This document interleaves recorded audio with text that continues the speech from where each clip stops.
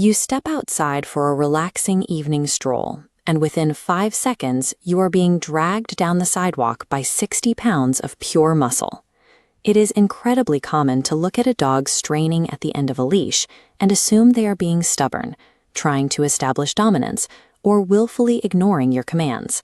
You buy expensive gadgets, practice for hours, and get a perfect slack leash in the hallway.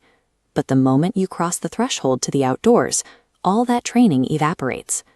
The truth is, polite leash walking fails because our most intuitive human attempts to fix the problem are actively triggering a dog's biological survival instincts.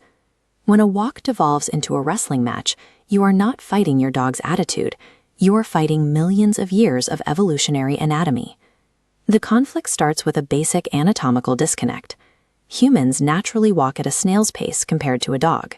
Expecting them to perfectly match our slow, deliberate steps is like asking a person to take a casual stroll with a turtle.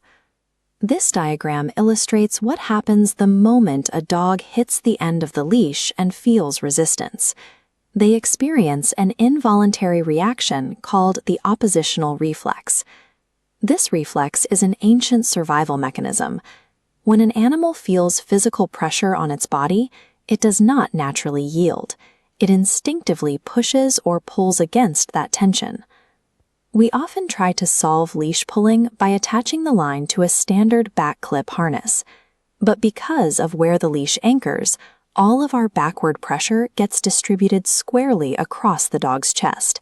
This creates the sled dog effect. The pressure on the chest acts as a physical cue, prompting the dog to drop its center of gravity and dig in even harder.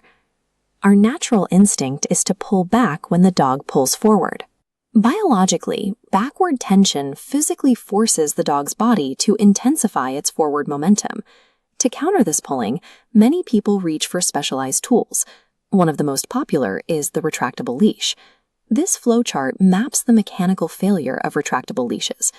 To gain any slack or explore their environment, the dog is required to exert a constant physical force against the leash's internal spring. Every time they push forward, the leash gives them more room. We inadvertently teach them the exact opposite of polite walking, confirming that pulling equals freedom. When the pulling gets worse, the next step is usually an escalation of force. Owners resort to choke chains, metal prong collars, or remote electronic shock collars to punish the dog for moving ahead. This bar chart pulls data from the Journal of Veterinary Behavior, comparing dogs trained with these aversive tools against those trained with reward-based methods. It tracks elevated salivary cortisol, the primary stress hormone, along with stress-related behaviors. The data shows a stark physiological reality. The aversive tools do not teach leash walking. They induce fear, spike cortisol levels, and push the dogs into a highly tense state characterized by low body postures. The use of pain completely severs the communication loop.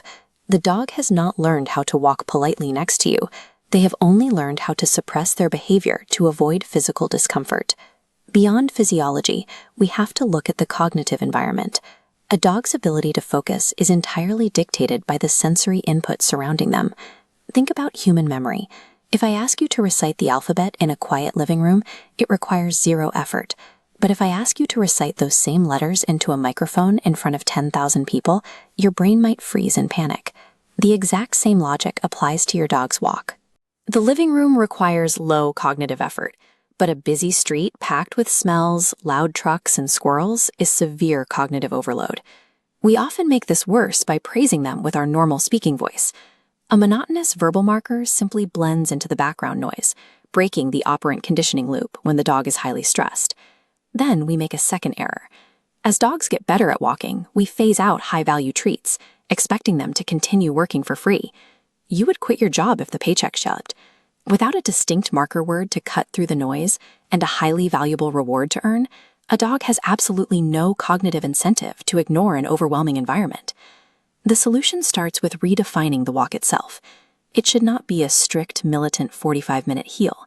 It is often a dog's only chance to leave the yard, decompress, and sniff. This overhead diagram shows the mechanical solution to the oppositional reflex, a front clip harness. When tension is applied to the leash, the force is mechanically redirected, turning the dog's chest and shoulders sideways toward the handler. Because the tension redirects their body rather than pushing back against their chest, it naturally breaks their forward momentum without ever triggering that bracing reflex. We also have to adjust our own behavior.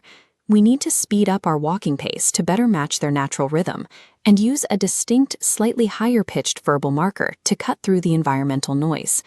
When they do match our pace, we have to pay them handsomely. Using high-value treats keeps them engaged and maintains a positive feedback loop, even around heavy distractions.